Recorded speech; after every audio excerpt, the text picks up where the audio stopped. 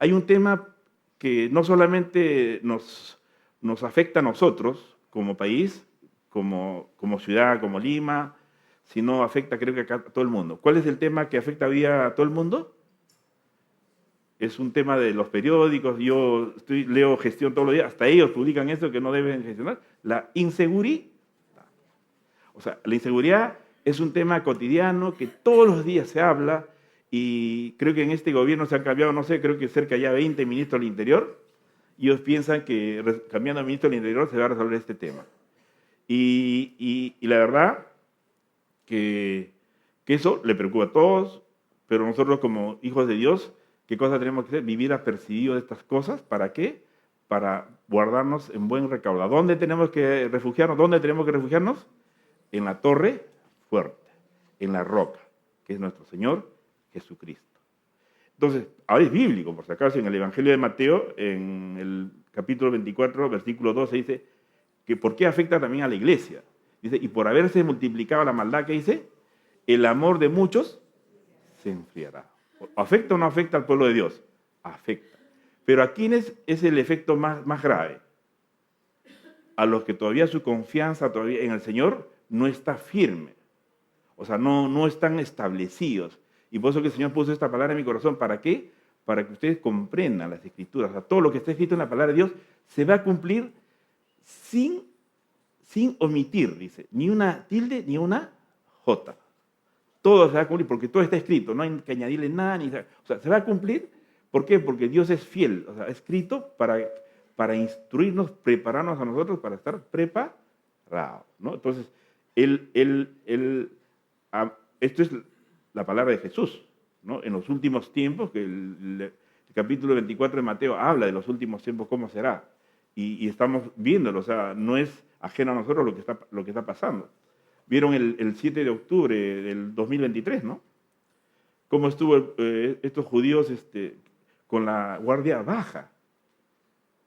Los americanos del 2001, el 11 de septiembre, ¿no? De 2001, ¿no? 2001. Estuvieron con la baja y ¿qué sufrieron? El 11 de septiembre, un ataque y vieron, se reconfiguró la situación del mundo. Desde ese día no es igual. Entonces, bueno, esto está escrito porque eso significa que la maldad del hombre, ¿qué dice? Va a ir en aumento.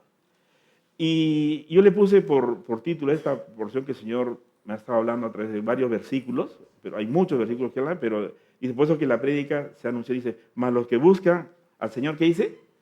Entiende todas las cosas. O sea, los que estamos buscando al Señor somos los hijos de Dios que lo buscamos, anhelamos, como ya fue en la alabanza, ¿no? Queremos buscar su rostro continuamente. Y el Señor, que como consecuencia de esa búsqueda, el capítulo 7 de Mateo es, como dice el capítulo de oro, más el que busca dice, halla, ¿no? Entonces, este título es por esa razón. El Proverbio 28:5 dice, los hombres malos no entienden el juicio, mas los que buscan a Jehová entienden todas las cosas. El Proverbio 16:20 dice, el entendido en la palabra, dice, hallará el bien. Y el que confía en Jehová es bienaventurado. Miren la promesa de Dios. ¿Cómo nos dice? O sea, las consecuencias de conocer al Señor nos va a traer paz, seguridad y bienaventuranzas. Seremos bendecidos y guardados, ¿no? En el Proverbio 19:8 dice, el que posee entendimiento ama su alma, el que guarda la inteligencia hallará el bien. Y hay una porción que en la epístola de 1 Corintios, en el 2 al 14 dice, pero el hombre natural, dice, no percibe las cosas de Dios, porque las cosas de Dios, ¿cómo se disciernen? Espiritualmente. O sea, las cosas de Dios, porque Dios es espíritu, Dios no lo vemos, no lo podemos tocar. ¿Cómo es una manifestación de tener a Dios en nuestros corazones? Es cuando tenemos paz, ¿no? Esa paz que dice la palabra que sobrepasa, ¿qué dice? Todo entendimiento, una señal. Y cuando eres conmovido, cuando eres movido fácilmente por cosas, ojo, eso no es también, ¿verdad? Muchas veces somos movidos, pero eso no significa que no tenemos paz, porque cuando tenemos esa convicción de tener al Señor, esa paz va a ser permanente. ¿Y qué va a ocurrir? No solamente se va a quedar estancada, sino va a comenzar a incrementarse. Entonces, por eso pero el hombre natural no entiende estas cosas. Y por eso que nosotros estamos llamados a ser, se puede decir, esos hombres y mujeres que reflejemos que verdaderamente la presencia de Dios en nuestras vidas es notoria. Entonces, hay muchos versículos más, pero con respecto a los tiempos que estamos viviendo y a la luz de la palabra, debemos entender que todo está escrito y profetizado. Hay un proverbio muy bonito que dice que sin profecía, ¿qué dice? El pueblo se desenfrena. Por eso que periódicamente y continuamente los domingos, la misión de todos los que tenemos esa responsabilidad de predicar y compartir, no solamente en las predicas, sino en todo, tenemos un instituto bíblico que funciona muy bien en la iglesia, tenemos que enseñar, tenemos que predicar a la luz de la palabra de Dios. Porque cuando predicamos a la luz de la palabra de Dios, ¿qué cosa? No hay mentira, es verdad, ¿no? Y toda mentira se diluye. Quería leerles esta porción para tener una cosa un poquito más clara, ¿no? Lo que Jesús decía. Él cuando estaba en su ministerio terrenal, cuando habló de los tiempos finales, porque Jesús se fue hace más de 2000 años, ¿no es así? Y ahora estamos viviendo efectivamente los tiempos finales, porque verdaderamente no es ajeno a lo que nos vemos, a lo que sucede, que se están aproximando lo que la Escritura dice de cómo serán los tiempos del fin. En Mateo 24, 37, vamos a leer esta porción, dice, mas como en los días de Noé, así será la venida del Hijo del Hombre. Porque como en los días antes del diluvio, estaban comiendo y bebiendo, casándose y dando en casamiento, hasta el día en que Noé entró en el arca. Y dice la palabra, y no entendieron, hasta que vino el diluvio y se los llevó a todos. Así será también la venida del Hijo del Hombre. Pues eso lo dijo Jesús, ¿no? Eso está escrito en el Evangelio. Y ahí en varios evangelios, lo estoy haciendo como referencia a Mateo. Entonces, dice, los días del fin serán como en el diluvio. Entonces, por deducción lógica, ¿qué tenemos que hacer? Es ver cómo fue los días en los tiempos de Noé, ¿no? Como buscándole la raíz al problema, porque si el Señor dijo, entonces tenemos que irnos ¿a dónde?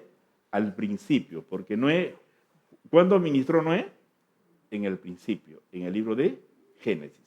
Y en el capítulo 6 de Génesis, vamos a leer unos versículos para poder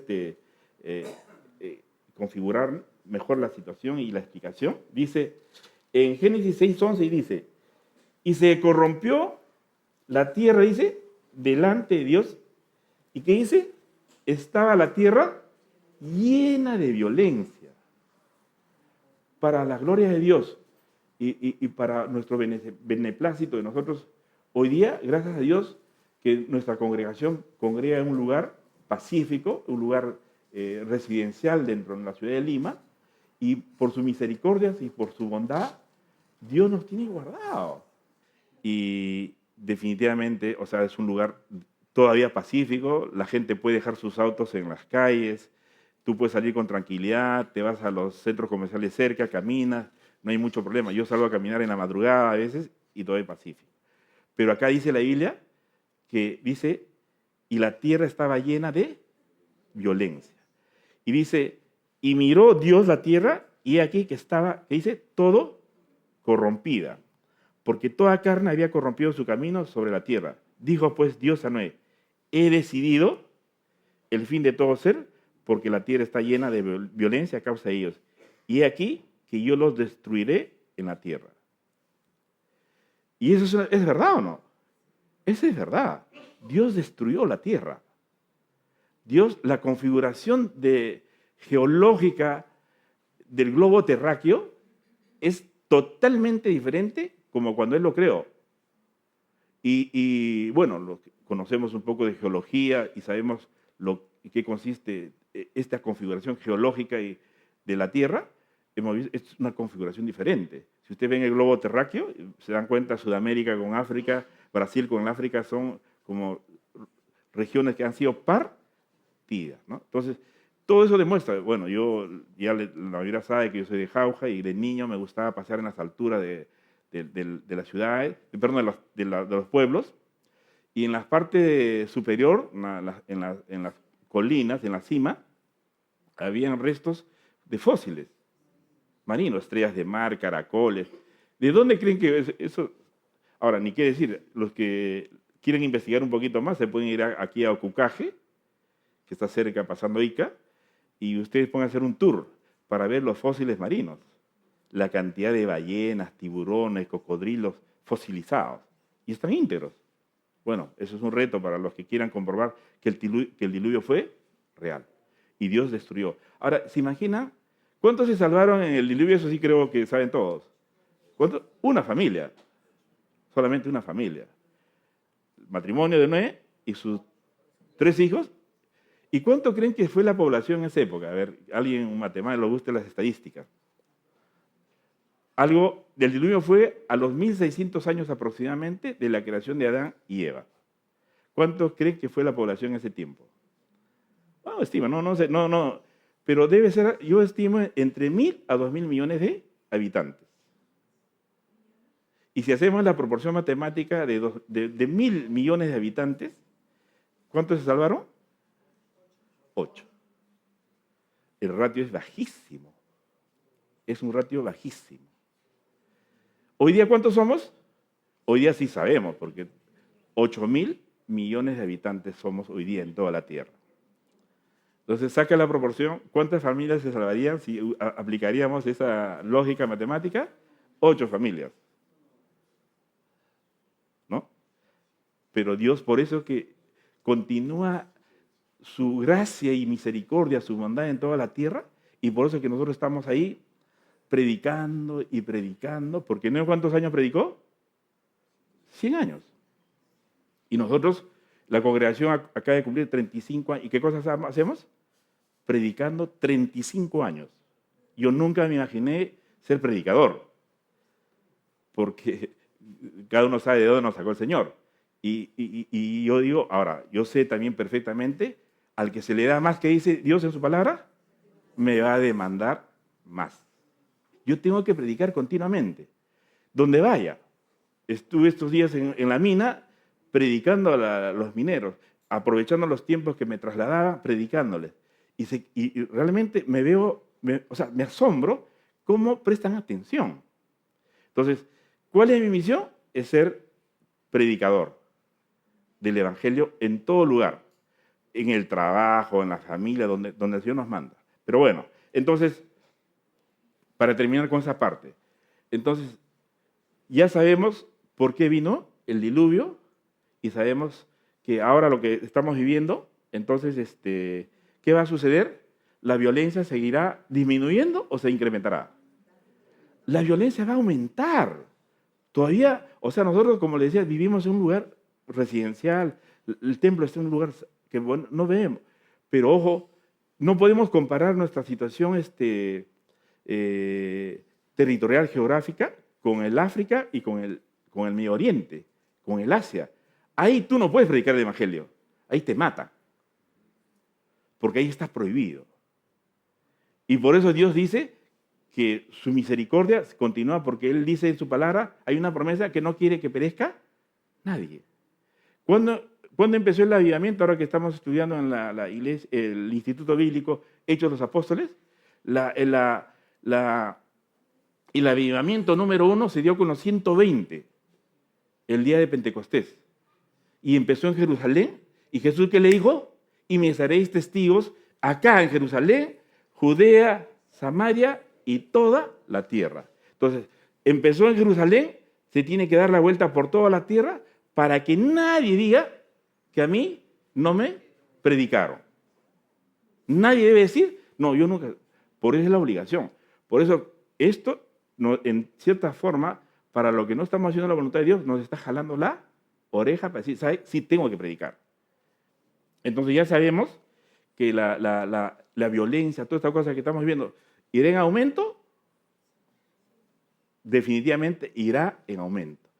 Más aún, Pablo dijo en su carta a Timoteo, en 2 de Timoteo 3, dice, también debes saber esto, que en los postreros días vendrán tiempos peligrosos, porque habrá hombres amadores de sí mismos, avaros, vanagloriosos, soberbios, blasfemos, desobedientes a los padres, ingratos, impíos, sin afecto natural, implacables, calumniadores, intemperantes, crueles, aborrecedores de lo bueno, traidores, impetuosos, infatuados, amadores de lo deleite más que de Dios.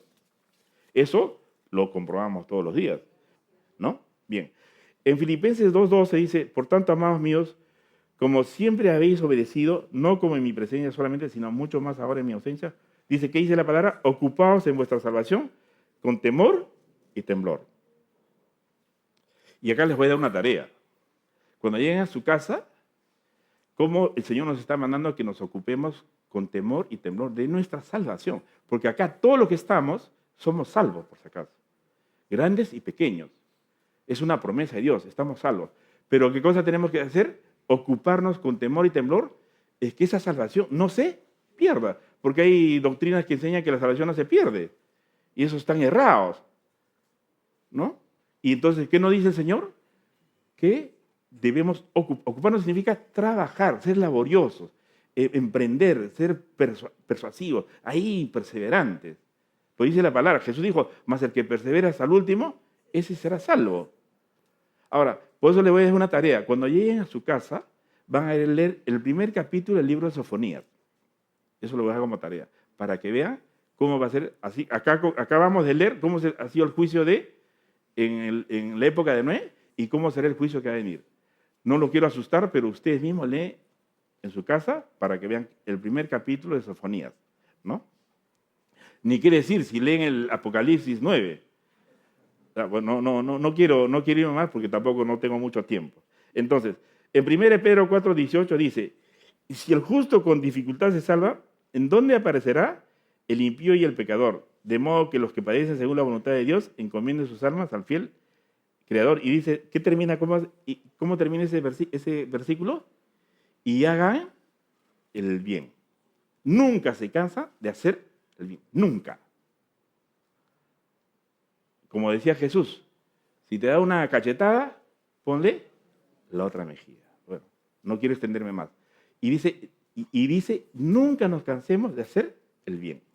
Entonces, el entendimiento, el conocimiento de Dios no viene de noche a la mañana. Es todo un proceso que puede durar muchos años. Y el apóstol Pablo dice, ¿no? El apóstol Pablo en Filipenses 3:13 dice, no pretendo ya haberlo alcanzado, sino prosigo a la meta. Imagínate el apóstol Pablo. Él decía, ya nadie me moleste porque ya está firmada, llevo la marca de Jesús. No me moleste nadie, ya estoy marcado. Bueno, no vamos a entender, pues ya ha sido predicado Pablo, pero casi toda la vida, estos 35 años, he escuchado muchas prédicas de Pablo y verdad es un ejemplo digno de imitar. Entonces, dice la palabra de Dios que esto, porque les estoy diciendo, amados hermanos, el entendimiento, el saber la palabra de Dios no te va a venir de noche a la mañana. Siempre tenemos que ponerle un esfuerzo continuo, perseverante. O sea, hay que ser sabios y entendidos para poder organizarnos y llegar a una metodología de poder estudiar su palabra. ¿Se acuerdan cómo fue la primera iglesia cristiana?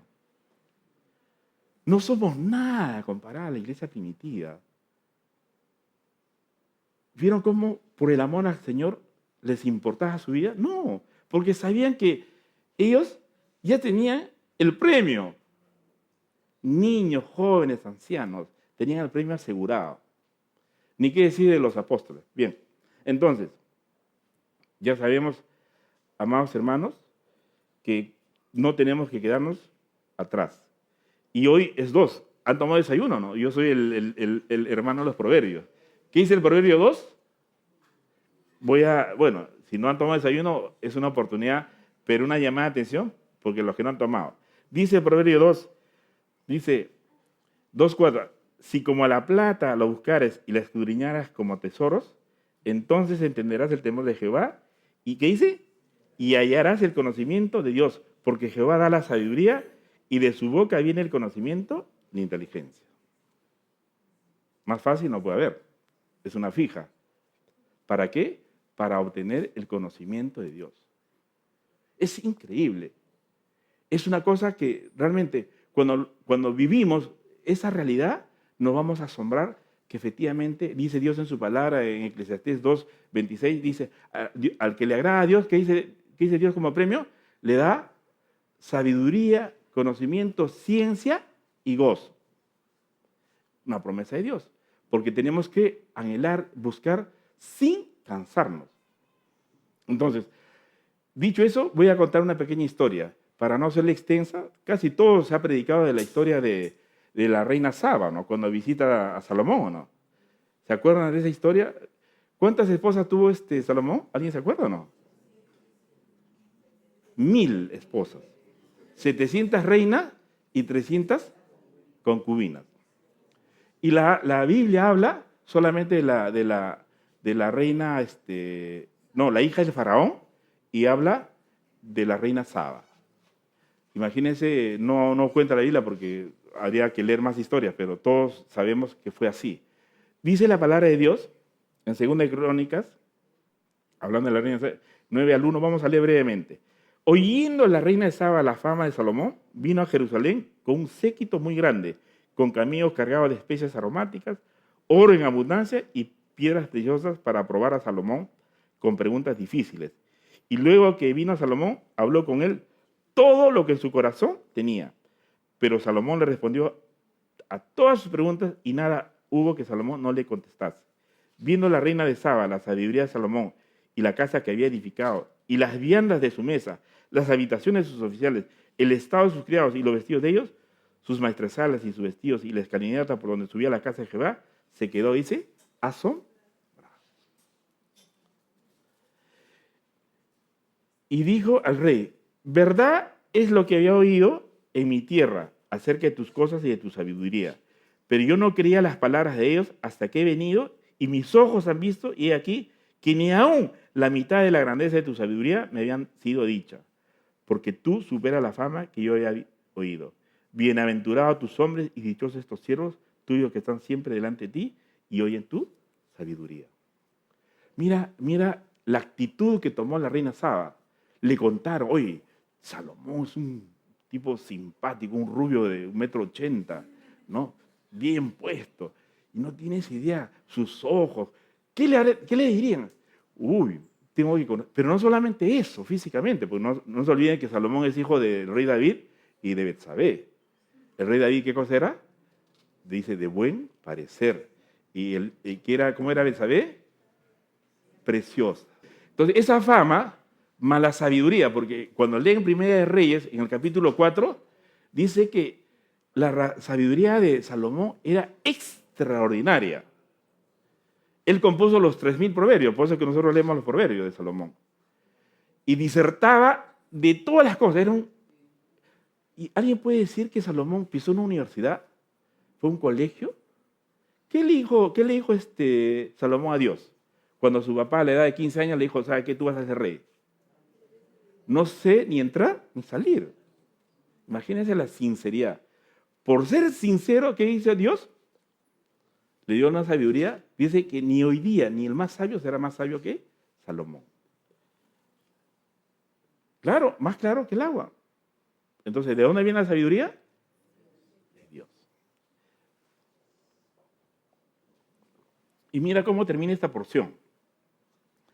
Bendito sea Jehová tu Dios, el cual se ha agradado de ti, para ponerte sobre su trono como rey para Jehová tu Dios, por cuanto tu Dios amó a Israel para afirmarlo perpetuamente. Por eso te ha puesto por rey sobre ellos, para que haga juicio y justicia. Usted sabe, bueno, los que hemos comprobado, cuando tú estás en la misma presencia de un hombre lleno del Espíritu Santo, no tienes idea la convicción que te da sobre tu condición y no tienes idea de que en ese instante fluye una unción especial que nadie lo puede parar. Yo le digo esto porque cuando yo me convertí el 16 de octubre del año 98, yo estuve parado así escuchando a la pastora Juanita. Llena el Espíritu Santo, me dio una convicción, primero que era pecador, pero segundo, decía una sabiduría impresionante. Entonces, en la misma presencia de Dios, la reina Saba Saba, para que tengan una idea, la reina del sur está en Yemen. ¿Quiénes son hoy día los enemigos de Israel? Los que están disparando misiles del sur. Los yemenitas. Bueno, no quiero extenderme en ese tema. Entonces, esta mujer llegó a... No porque había escuchado, sino quiso comprobar. Y eso es lo que estamos desafiados. Nosotros a comprobar. ¿Quién es nuestro Dios? ¿Quién es Jesús? Y por eso ella dice, bendito Dios que te puso a ti. O sea, reconoció en ese instante, no para darle la gloria a Salomón, sino la gloria a Dios. Y mira cómo habla Jesús de esta historia. En Lucas 11:31 dice, la reina del sur se levantará en el juicio contra los hombres de esta generación y los condenará. ¿Por qué? Porque ella no tuvo ninguna reserva de trasladarse desde el sur. Imagínate, y fue con un séquito de hombres que estaban a su servicio y camellos, llevándole presentes. ¿Para qué? Para inquirir las cosas que ella estaba buscando. Pero Jesús, ¿qué dice en su palabra? Que Lucas, ¿qué dice? Dice, hay uno más, 11, dice 11:31. Dice, y aquí, dice, ¿qué dice la palabra? Más que Salomón en este lugar. Nuestro Señor hizo referencia a esta historia. Si le hablo de Nínive, que precede este versículo, ustedes se van a quedar espantados. Pero esta historia refleja, ¿qué cosa? Lo que hoy día se está predicando. ¿Qué cosa tenemos que hacer? Es buscar. El buscar demanda esfuerzo, planificación. No es que se busque y se busca, no. Planificación ordenada. Y Dios, cuando nos da sabiduría, inteligencia, conocimiento, ciencia, nos enseña a planificar todo como deberíamos ser, ¿no? Entonces, por eso es que Jesús habla de esto. Entonces, ya para terminar, pues ya está cerca el tiempo que es el límite, dice, recapitulando, de cómo le vino la sabiduría a Salomón, sin errándose en su condición real, que él no sabía ni entrar ni salir, que es un acto el más simple que puede existir. Y Dios le dijo, por cuanto me pediste esto, no solamente te voy a dar sabiduría. Le dio, ya saben la historia, porque la historia está bien escrita. Entonces, ¿qué tenemos que hacer cuando somos llamados? Hoy ya están siendo llamados, retados ustedes, porque la historia de la reina de Saba es una historia, no solamente como historia, sino es un reto para todos nosotros. ¿Por qué? Porque la palabra de Dios, ¿qué nos dice nosotros? Que somos reyes y sacerdotes. Entonces, para ejercer un reinado, tenemos que prepararnos. Y no se me va a borrar de la memoria la prédica de nuestra hermana Marisol Bolduc, que predicó hace unos domingos, fue en enero, ¿no, pastora? Que dijo, la mayoría de cristianos solamente ve el reino de Dios. Se queda en esta posición, mirando. Uy, qué bonito, que sí, que voy a la iglesia. Espectacular, buena gente, todo veo. ¿Y qué dijo cómo fue la prédica? Nosotros tenemos que entrar al reino, no ver el reino. El reino lo puede ver todo el mundo, hasta los mundanos ven el reino. Pero el tema es entrar al reino, participar. Y cuando tú entras al reino, ¿qué sucede? A ver, cuando tú entras a un reino, tú te conviertes en súbdito de ese reino. Nunca más ya eres tú, ya entraste a un terreno totalmente diferente, a un lugar diferente. Entonces, cuando tú reconoces tu condición de súbdito, hay que cambiar tu vida. Porque ahí te vuelves verdaderamente obediente, porque ya estás viviendo bajo sujeción de un nuevo reino. Es que el propósito final. Entonces, para eso, ¿qué cosa debemos hacer? Entendidos en conocer la palabra de Dios. Y acá está, la palabra de Dios. Somos la generación más bendecida de la tierra. No hay otra generación como nosotros que tenemos la palabra a la mano. Tenemos hoy ya la tecnología, tenemos esa inteligencia artificial, para que nadie ponga excusa para no aprender las cosas de Dios. ¿Por qué? Porque si aprendemos las cosas de Dios, vamos a vivir en el reino de Dios como súbditos, haciendo la voluntad perfecta de nuestro Dios. ¿Amén? Pues vamos a cantar este cántico. Invito a los hermanos de la danza. Perdonen si los cansé.